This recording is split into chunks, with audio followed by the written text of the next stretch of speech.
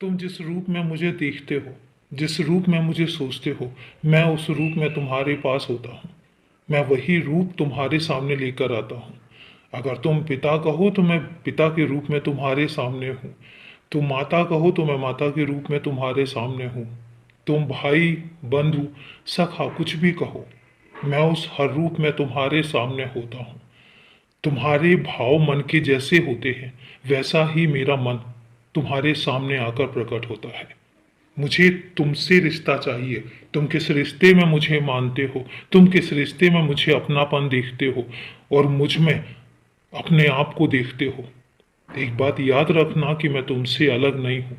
मैं तुम्हारा ही प्रतिबिंब हो सकता हूँ, क्योंकि तुम जिस रूप में मुझे देखोगे मैं उस रूप में तुम्हारे सामने प्रकट होऊंगा। मैं कभी कभी तुम्हारे सामने खुद तुम्हारे तरह प्रकट होता हूँ और तुम मुझे देखते भी हो। मैं तुमसे एक बात और कहता हूँ, मुझे तुम्हें ढूंढने के लिए कहीं और जाने की ज़रूरत नहीं पड़ेगी। जब जब तुम मुझे महसूस करोगे, जब जब तुम मुझे याद करोगे, मैं किसी ना किसी रूप में तुम्हारे सामने आ जाऊंगा।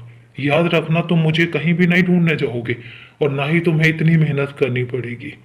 तुम्हारे मन का भाव, तुम्हारे मन का समर्पण, तुम्हारे मन की लगन, बस ये चीजें ही तो हैं जो मुझे तुम तक, तुम्हारे पास तक आने के लिए मजबूर कर देती हैं।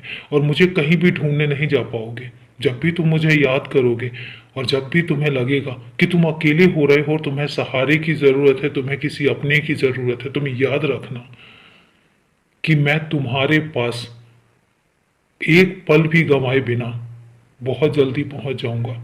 और तुमने ये महसूस भी किया है। तुम्हें याद होगा अभी जो नया साल गया है, उसमें तुम्हें 1 तारीख को, तुमने याद है, मेरे मंदिर तक नहीं पहुंच पा रहे थे और तुम्हें लग रहा था कि मंदिर दूर है, तुम नहीं जा पाओगे, कुछ मौसम ऐसा है। और तभी तुमने देखा होगा कि मैं तुम तक पहुंचा था। कैसे पहुंचा था ये भी तुम्हें पता है। फिर तुम कैसे सोच सकते हो कि मैं तुम्हारे बारे में नहीं सोचता हूँ, मैं तुम तक नहीं पहुंचता हूँ। मैं तुम तक तब तक पहुंचता हूँ जब तक तुम मुझे बुलाते रहोगे।